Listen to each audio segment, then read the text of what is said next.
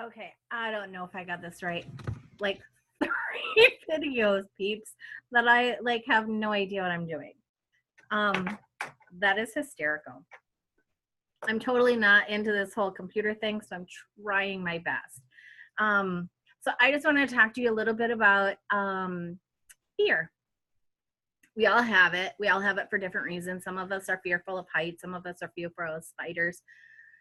Some of us are fearful of getting hurt. Some of us are fearful of failure. Um, I am fearful of the unknown with my son. We lost his brother at a week after birth. And so I have a little baggage that has me very fearful of things. So I was a very frightened mama when Dylan finally came home at after 99 days of the hospital. And I stayed in my little cocoon. And, you know, to be honest, the doctors, my nurses, our home nurses, they all kind of, you know, fed that. They, you know, basically said, don't go to church, don't go to the mall, don't go, you know, grocery shopping, don't have friends over. I mean, it was like a really kind of crazy time, and I'm a super social person, if you know me.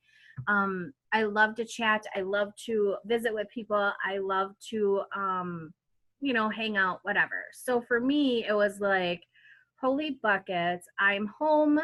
I am afraid. And that fear just grew. And then along comes this beautiful wrap, and I get a hold of my friend to be a loyal customer, and then I say that I'm going to be a distributor. And I kind of think, hey, cuckoo bird, you're afraid to leave the house. How are you ever going to get this wrap out there to people?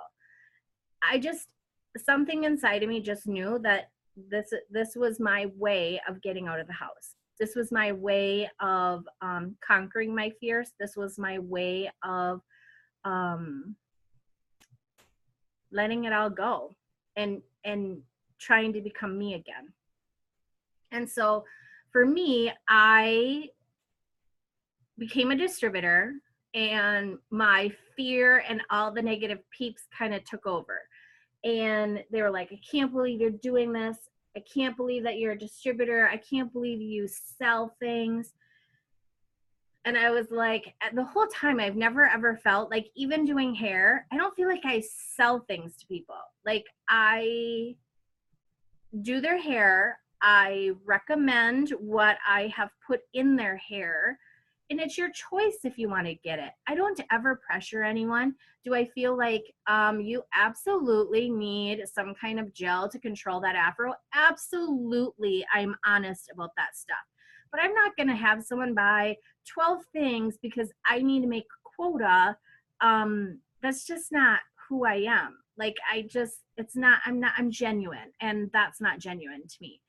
And so this was really no different. Like, I knew a ton of moms and men who actually could use this wrap.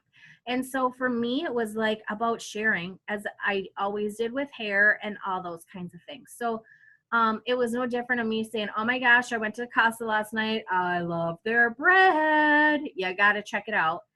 Well, I don't get paid from them, but I will tell all my friends it's the best place in the planet. So go, you need to try it. I'm not sure why I said Casa. Must be like needing their bread or something. Holy buckets, super funny. So anyways, I just kind of share things with people. I always have. I share where I like to go. I share I share my whole life. And you know, this business was no different until the fear, until negative peeps. And it kind of breaks a girl down. I was already broken, you guys. I mean, I lost a son, and I had a son who was fighting to live. And then they sent him home with me. Like, I don't have hospital stuff. I don't have oxygen. I don't have, you know, those little sucky things to get the snot out. And, you know, 6 years later, I think, wow, I was ridiculous to feel like I couldn't take care of him, because honestly, I took better care of him than I think they did, because I loved him from my inside. My soul loved him. And you know, those doctors and nurses, as amazing as they are, it's just not the same. So I did my thing as a mom, and I think this business came to me because I needed to find me again. And so I put the fear aside and said, I'm just going to do it. Cuckoo. And which I am so grateful I did. But then, you know, you have your friends and your family. I mean, they're supposed to be like your bestest friends in the world. And they're like, oh my gosh, why would you do that? Or, wow, I can't believe you're a distributor. It kind of starts to crush you. Or, you know, my favorite stuff of all time is that stuff is so expensive, but yet they will have no problem spending $10 to $20 a day on coffee out wherever, and buying packs of cigarettes or sodas or whatever your it thing is. But then you're going to kind of put down my healthy supplements, my healthy wrap that like literally peeps has changed me. I was like, well, who are you? So, but I did let them get in my ear because it paralyzed me. I did literally nothing with my business for like 9 months, and it didn't make my business grow. And I felt terrible. I felt alone. I wasn't having fun. I was ashamed. And, you know, I don't know about you, but I shame myself on things that I shouldn't, like getting the laundry, you know, leaving the wash in the washing machine for 3 days because life got busy and holy buckets, it stinks and I got to wash it 3 times to get the smell out. That's happened to other people, right? Anyways, I just kind of am that person that has my own guilt. I don't need my friends and family to shame me in things. I already have it. It's built into me. So to shame me on wanting to be a distributor, to want to help my family, to want to have a life outside of just being a stay-at-home mom, as I don't say just a staying-at-home mom because it's the hardest dang job I've had in my life. And that's including being in the Army National Guard, including standing on my feet all day long doing hair, which PS is a super hard job too.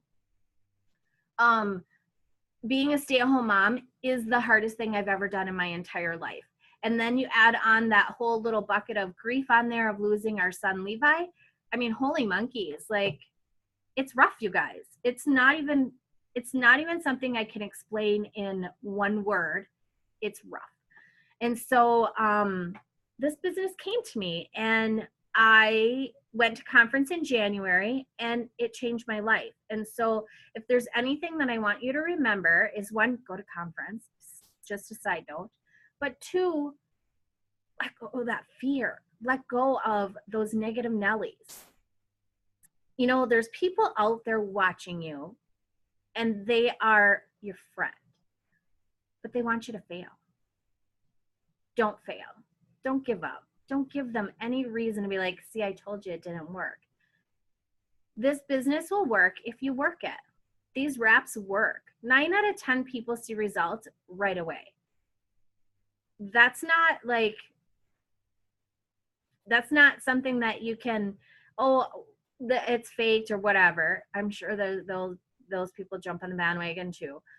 But whatever, it is what it is. You either love it or you hate it. And I'm good either way. Because like, I'm going to do me. I always have. And I'm going to rise above it. I'm not going to allow fear to paralyze me. And I'm not going to allow those negative Nellies to get in my ear, chirp, chirp, chirp, saying nothing. That's like what they sound like, chirp, chirp, chirp. I got to let it all go. So I don't know if you're with me, but today I'm letting go of fear and the negative Nellies. Peace. Love ya.